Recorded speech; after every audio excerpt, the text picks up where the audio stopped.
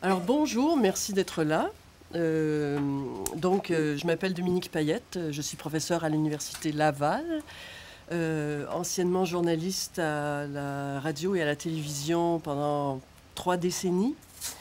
Et j'aimerais vous parler ce matin d'un projet de recherche que j'ai amorcé l'année dernière dans le cadre de mon travail à l'Université Laval.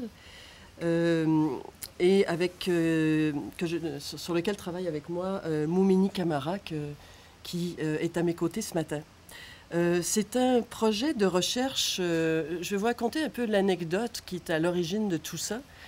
Il y a quelques années, je travaillais avec des adolescents en radio et j'avais entendu cette histoire de jeunes à qui on projetait des images des diapositives du Sénégal. Donc, on leur présentait une famille sénégalaise. Et évidemment, c'était une famille bien habillée, souriante, qui portait des bijoux d'or et d'argent, avec de très beaux tissus. Et on demandait ensuite des réactions aux adolescents. Et à la fin de cette présentation, la plupart des enfants ont dit, 50% des enfants ont dit qu'ils faisaient pitié. Et pour moi, ça avait été un déclencheur d'une réflexion assez approfondie sur le fait que l'adéquation Afrique égale pitié était assez systématique au Québec et au Canada. Et je me suis demandé, comme journaliste, évidemment, quelle était la part de responsabilité de nos représentations de l'Afrique sur la population du Québec. Et le premier constat qu'on a toujours fait quand on s'est interrogé sur les médias québécois et les événements africains, c'est l'absence de couverture. Toutes les données récentes démontrent que quand on ne parle pratiquement jamais de l'Afrique. Alors, il y a eu les travaux du professeur Sauvageau, il y a eu d'autres travaux qui l'ont précédé ou qui l'ont suivi. Monsieur Moumini, Charles Moumini à l'Université Laval également. Donc, la démonstration qu'on fait, c'est qu'on en parle peu. Et je me demandais, y a-t-il moyen d'aller au-delà du fait qu'on en parle peu pour essayer de voir de quoi ne parlons-nous pas? Et je pense que toutes les techniques contemporaines nous permettent maintenant d'avoir accès très directement à ce qui alimente l'information africaine pour les Africains. Autrement dit, ça me permet de faire cette comparaison aujourd'hui entre ce dont nous parlons et ce dont parle l'Afrique.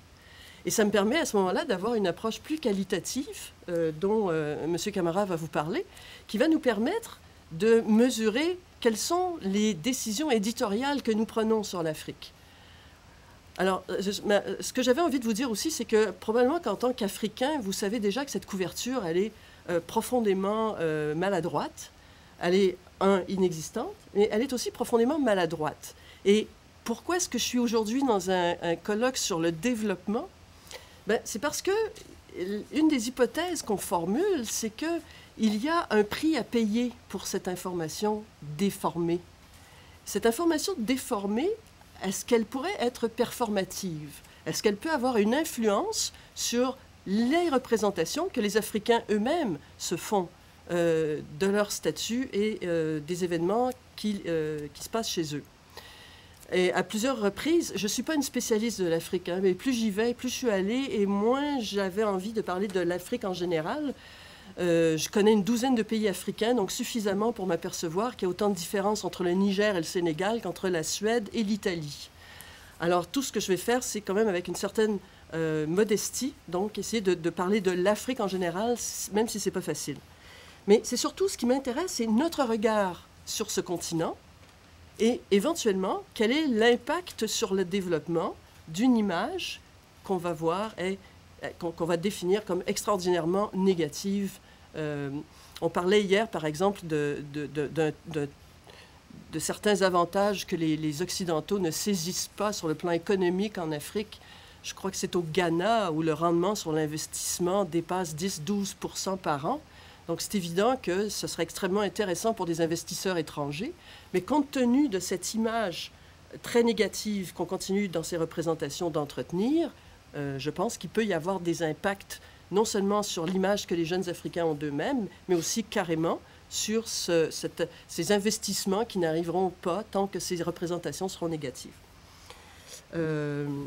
Monsieur Camara va vous parler un peu de notre métaux et de notre corpus et des résultats qu'on a commencé à colliger. Donc, je vous dis encore modestement, puisque c'est un projet qui est quand même assez récent.